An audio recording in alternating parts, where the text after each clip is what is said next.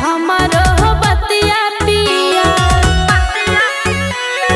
ए जी सुनी गइल कमाए कल कतिया पिया, बुझला ना हमारो बतिया पिया। जर जता जीव रोजे भोरे भेनु सारे, जे भोरे भेनु सारे।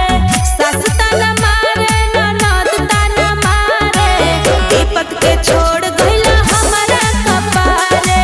सास ताना मारे ननद ताना मारे, विपत के छोड़ गइला हमारा कपारे।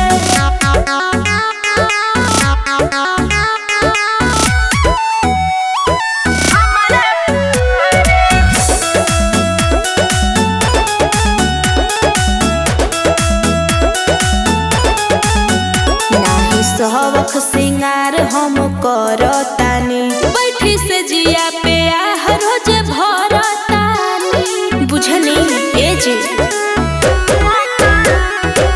तनिको ना मिलतावे हमके दुलार पिया। आन लेखा जानतावे घर परिवार पिया। समझी बात के भाभी भाभी कहि के ना देवरो दुलारे हो, देवरो दुलारे। सास ताना मारे ननद ताना मारे, विपत के छोड़ गइला हमारा कपारे। सास ताना मारे ननद ताना मारे, विपत के छोड़ गइला हमारा कपारे। बुझनी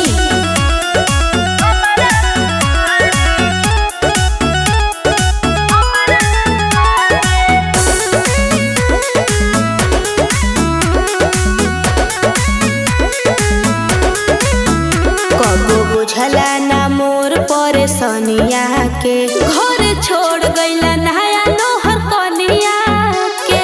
ऐसा क्यों करेला का ए जी सुनी रुपिया कमा के का करब नीरज पिया। मनावा में बैठे ना तनिको धीरज पिया। ससुर अकेले कैसे तोहरे गुजारे हो, करे गुजारे।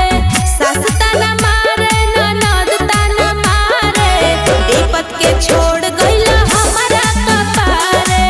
सास ताना मारे ननद ताना मारे, विपत के छोड़ गइला हमारा कपारे। आई ना तो हम जातानी। धड़पन सौआ बोल जाके नौआ, चली रंग दहली हमार हवे गौआ। धड़पन सौआ बोल जाके नौआ, चली रंग दहली हमार हवे गौआ।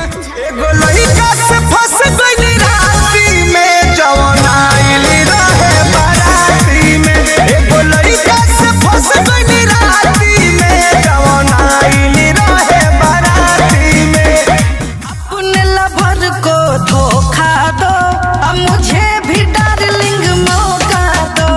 आय अपने लवर को धोखा दो, मुझे भी डार्लिंग मौका दो। को चुम्मा तू हमका उधार दो, चाहे मार दो। बाकी आशिक के पीछे बाजार दो, चाहे मार दो। त कहाँ से हुनर लइलू हो दिलवा तोड़े के? त कहाँ से हुनर लइलू हो दिलवा तोड़े के? हवा बिछावलू की मोइल भइल ओढ़निया। आहे कहवा बिछावलू की मोइल भइल ओढ़निया। सैया हो खलके खलके दहर दबा हलके हलके, आ खाई गइला उठा